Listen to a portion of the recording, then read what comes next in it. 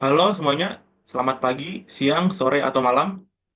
Kali ini, kelompok kami akan menjelaskan laporan database sistem yang berjudul Perancangan Database Manajemen Laundry Sepatu. Kelompok kami terdiri dari Gerak Nathanael dengan NIM 110, Johnson Vaneso dengan NIM 148, Ignatius Heruakasa sendiri dengan NIM 100, dan Andika Halim dengan NIM 96. Yang pertama, kami akan menjelaskan perancangan konseptualnya. 1.1 Identity Types. Kelompok kami memiliki entitas pelanggan, layanan, sepatu, pesanan, dan harga.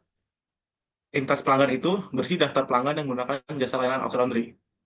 Lalu untuk entitas layanan, berisi jenis-jenis layanan untuk membersihkan sepatu di OK Laundry. Untuk entitas sepatu, itu berisi sepatu-sepatu pelanggan yang akan menggunakan jasa OK Laundry. Lalu berikutnya itu ada entitas pesanan yang berisi daftar pesanan oleh pelanggan. Dan yang terakhir itu ada entitas harga yang berisi daftar harga untuk masing-masing layanan. Kali ini saya akan menjelaskan 1.2 Identity Relationship Types, yaitu hubungannya. Entitas pelanggan itu berhubungan dengan entitas pesanan. Yang multiplikasinya itu one to one yang kepada pesanan. Lalu pesanan itu memiliki multiplicity itu one to many kepada pelanggan. Yang berikutnya itu adalah layanan yang mempunyai harga. Multiplicity-nya itu one to one kepada harga, sedangkan harga memiliki hubungan dengan layanan one to one juga. Dan berikutnya itu adalah sepatu yang memiliki relationship dimiliki oleh pesanan. Sepatu memiliki multiplicity dengan pesanan one to many, sedangkan pesanan memiliki multiplicity dengan sepatu one to one. Dan yang berikutnya itu adalah pesanan yang menentukan hak layanan. Multiplicity pesanan dengan layanan itu adalah one to one, sedangkan multiplicity layanan kepada pesanan adalah one to one juga. Dan yang berikutnya adalah 1.3 dan 1.4. Identify and associate attributes with entity or relationship types and determine attribute domain. Kami memiliki entitas pelanggan yang memiliki atribut ID pelanggan, nama, alamat, dan nomor telepon. Dan untuk entitas layanan, kami memiliki atribut ID layanan, nama layanan, deskripsi, dan ID harga. Berikutnya untuk entitas sepatu, kami memiliki ID sepatu, merek, tipe, dan ukuran. Selanjutnya adalah pesanan. Pesanan memiliki atribut ID pesanan, ID pelanggan, ID sepatu, ID layanan, tanggal, dan status. Dan yang terakhir, untuk harga, harga memiliki atribut ID harga, ID layanan, dan harga. Di sini kami membuat tabel entity name, attributes, deskripsi, data type, nulls, dan multi-value. Selanjutnya akan dijelaskan oleh teman kelompok kami. Selanjutnya, saya akan menjelaskan tentang determine candidate and primary key attributes. Di sini, kami memiliki entitas bernama pelanggan, layanan, sepatu, pesanan, dan harga. Entitas pelanggan mempunyai primary key berupa ID pelanggan. Entitas layanan mempunyai primary key berupa ID layanan dan foreign key berupa ID harga. Entitas sepatu memiliki primary key berupa ID sepatu. Entitas pesanan memiliki primary key berupa ID pesanan dan foreign key berupa ID pelanggan, ID sepatu, dan ID layanan. Entitas bernama harga memiliki primary key berupa ID harga dan ID layanan dan foreign key berupa ID layanan. Lalu selanjutnya ada daftar tabel. Yang pertama tabel pesanan memiliki atribut berupa ID pesanan, tanggal, status, ID pelanggan, ID sepatu, dan ID layanan. Yang kedua ada layanan. Memiliki atribut berupa ID layanan, nama layanan, deskripsi, dan ID harga. Lalu tabel ketiga ada sepatu, memiliki atribut ID sepatu, merek, tipe, dan ukuran. Tabel keempat ada harga, memiliki atribut ID harga, ID layanan, dan harga. Lalu tabel terakhir adalah pelanggan, memiliki atribut ID pelanggan, nama, alamat, dan nomor telepon. Kali ini saya akan menjelaskan perancangan logika. 2.1 Derive Relation for Logical Model Table. 1. Strong Entity Types.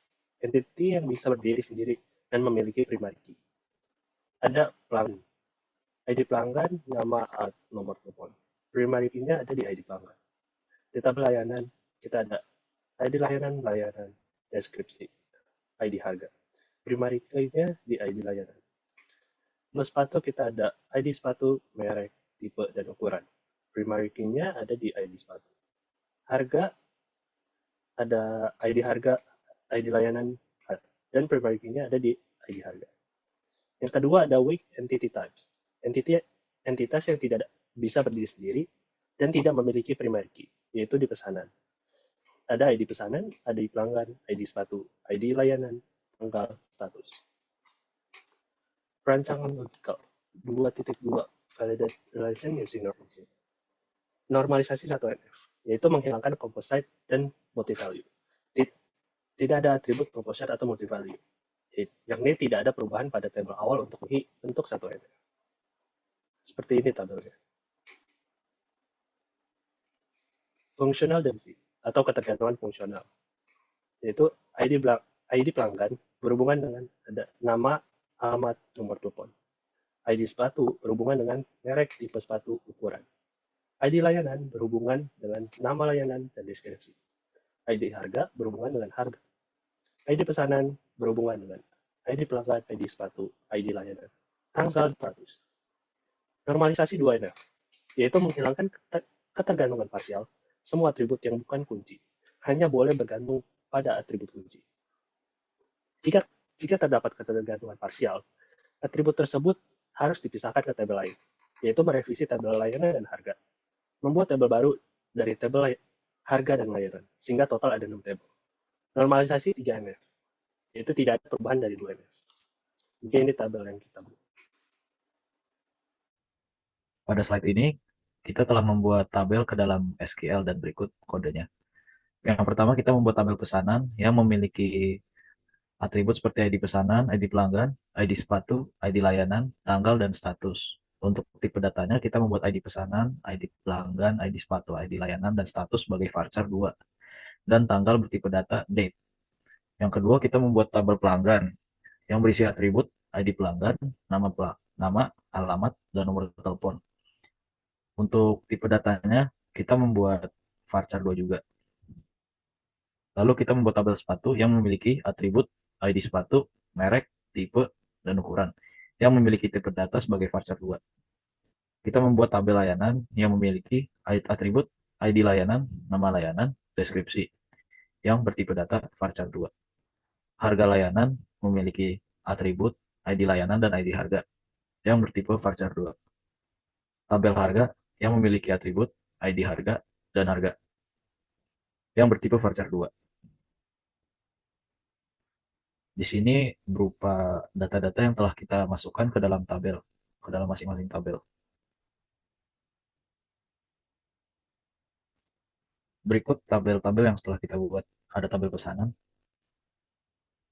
ada tabel sepatu, ada tabel harga, ada tabel layanan, ada tabel pelanggan, dan yang terakhir ada tabel harga layanan. Dan di sini kita membuat beberapa kode untuk mengetes jika tabel tersebut bisa berjalan dengan baik. Kita mengambil nama, alamat, nomor telepon, dan status dari tabel pesanan dan pelanggan untuk digabungkan dengan menggunakan ID pelanggan. Berikut hasilnya. Dan yang kedua, kita memilih nama layanan, deskripsi, dan harga dari 2 tabel, yaitu layanan dan harga, menggunakan ID layanan.